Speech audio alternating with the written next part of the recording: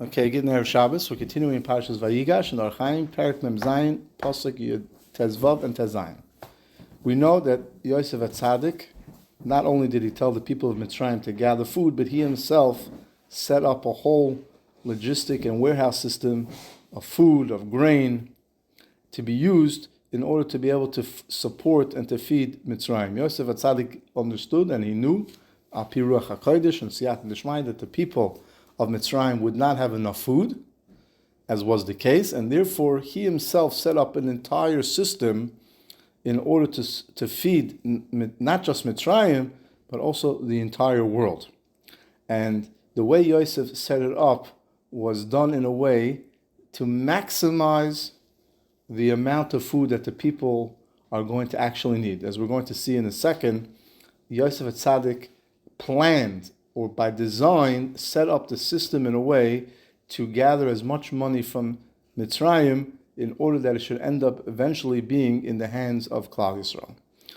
The pasuk says that the people of Mitzrayim came to Yosef and they said, Lama namus, why should we die? Ki ofes kosef, the money is gone. Right? So Yosef then said, okay, there's no money, bring me your animals. And bring me your animals, I will give you food in return for the animals that you give to me. Right? So the Hachaim says, I understand, if they had animals, why would they die? The answer is, as we're going to see, is that Yosef Atzadik was very deliberate. He only took cash. Yosef Atzadik would not accept, cash in kind. It would only have to be actual cash. There wasn't something that you could say, I'll give you a note, or I'll give you, something else that had value. If you wanted food, you had to bring money. And this, as we're going to see, was specifically with two specific intentions that Yosef Atzadik has. So, Pirish,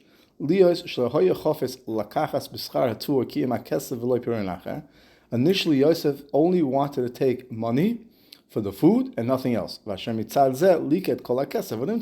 learned in the prior shir, Yosef Atzadik gathered all the money that was available.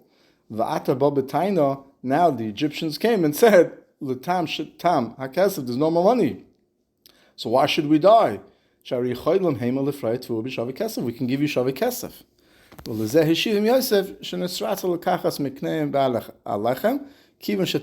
At this point, Yosef Atzadik said, "Okay, I will now be willing to accept your animals as payment for the food. If it's true that there's no money, right?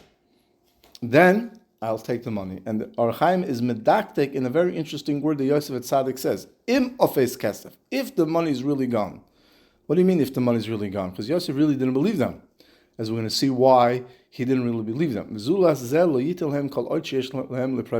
he said, if I know that you have money, right, I'm not going to take your animals as payment. Now, what's the reason that Yosef was specific on being paid with money? And how did Yosef set up the system to ensure that he would drain Mitzrayim of all their money? V'tamoy lahani Mitzrayim, and the reason that Yosef wanted to make Mitzrayim poor, that the brothers would not be looked at as poor people in the presence of wealthy people. It's not 100% clear to me what this means, because we understand that Klal Yisrael was very wealthy, that Yaakov was extremely wealthy, unless you say that Yaakov lost his money at that time, and they actually came to Mitzrayim extremely poor, which again is very hard to understand. Maybe you could say Pashat Pshat is that they had to leave all of their possessions behind in Eretz Yisrael, and they couldn't bring it with them to Mitzrayim. So therefore, in order that they shouldn't be looked at as nebuchs, as degraded people, Yosef had in mind to make everybody poor. Therefore, he cleverly decided that the only way Mitzrayim could get food is if they gave them money. So now everybody would be poor. And how did he do it? Yosef had a great chap. He said, if I force them to keep their animals, they're not only going to have to buy food for them, they're going to have to buy food for their animals as well. So it's actually now a double patch for the Egyptians. as long as I force the Egyptians to keep their animals, they're now going to have to buy food for themselves and for their stock. If I take their animals, I'm going to be forced to provide for the animals. The reason why is because in the years of famine, there's no grass. There's no way they could eat on their own. They would actually have to go out and buy food for their animals. So the Egyptian had a double curse. The first curse was that him and his family had no food, and there was no food for his animal. And they had to keep the animals. They needed milk. There was a way to trade with animals. Therefore, he left the needs of the animals to the people, and he only sold them in kesef in order to force them to use up their money quickly. And it was so bad that already, even before the first year was over, Mitzrayim was empty of money. And the reason that they were empty of money, as we learned in the prior Hachaim, is that they actually bought more food than they needed. And they ate more food than they normally would have eaten, because psychologically they always thought that tomorrow there wouldn't be food. So let's eat as much as today because we don't know what tomorrow is going to bring. Instead of saying let's leave a little bit for tomorrow and then next day, they ended up eating. And because psychologically they thought there wasn't going to be more food, they were still hungry, so they ate more. So in actuality, they ate in 1 year what could be that they normally would have eaten in 4 or 5 years. And therefore, at the end of the first year, there was no more money left. And now when the brothers came, they actually looked like wealthy people. They came with money, they came with cash, they came with different things. And now, they actually became honored people in the Egyptian society, which was a tremendous benefit for Klal Yisrael.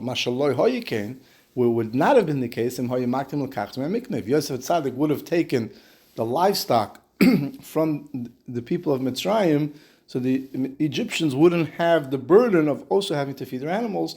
Their money would have lasted longer. Another reason, the Hachaim says another very interesting idea. He says that the Egyptians didn't say that they didn't have money, but they weren't liquid. Their money was tied up in different businesses. They sent money to different outside countries to buy food, to buy produce, to buy business.